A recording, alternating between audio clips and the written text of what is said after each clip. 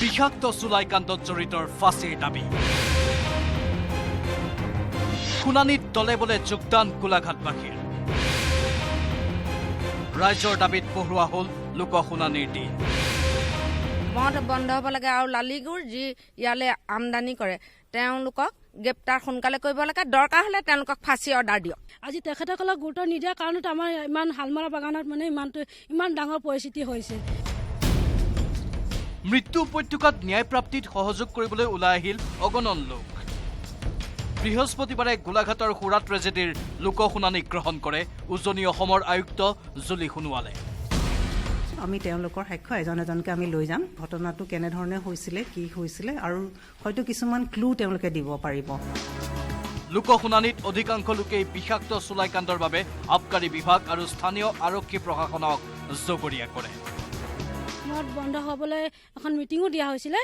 প্ৰশাসনো গৈছিলে তেখেতসকলক দায়িত্ব দিছিলে আমাৰ বাগানখনৰ পৰা মদ আঁতৰাই নিবৰ কাৰণে তেখেতসকলে কোনো গুৰুত্ব নিদিলে যেতিয়া দৈয়াং বনাঞ্চলত মানুহৰ মৃত্যু হ'ল মদ খাই তেতিয়াও চৰকাৰে মদৰ প্ৰতি দুৰ্বল চুলাই মদৰ প্ৰতি দুৰ্বল চুলাই মদ ব্যৱসায়ৰ প্ৰতি দুৰ্বল লালিগুৰ ব্যৱসায়ৰ প্ৰতি দুৰ্বল তাৰ পাছত কিন্তু শিক্ষা নোলোৱাৰ কাৰণে এনেধৰণে আজি প্ৰায় 200 ব্যক্তিৰ মৃত্যু হ'ল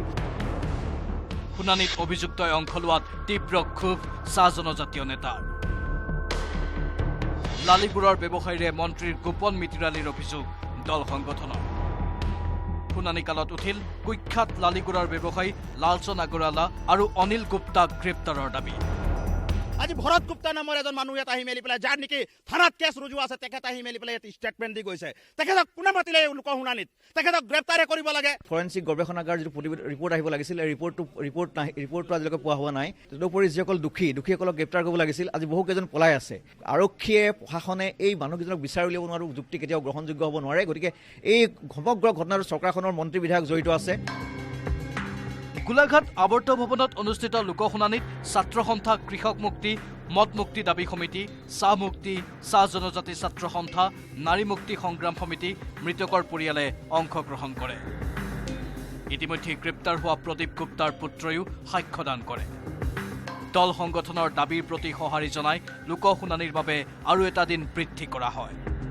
ইফালে যোৰহাটৰ বৰহুলাৰ সুৰা ট্ৰেজেডিক লৈ তীব্ৰ অসন্তুষ্টি প্ৰকাশ কৰিছে আটছাই লালিগুৰৰ ব্যৱসায়িক চৰকাৰে ৰক্ষণাবেক্ষণ দি সৰ্বসাধাৰণক বিভ্ৰান্ত কৰাৰ অভিযোগ উঠিছে তদন্তকাৰী বিষয়াৰ বিৰুদ্ধে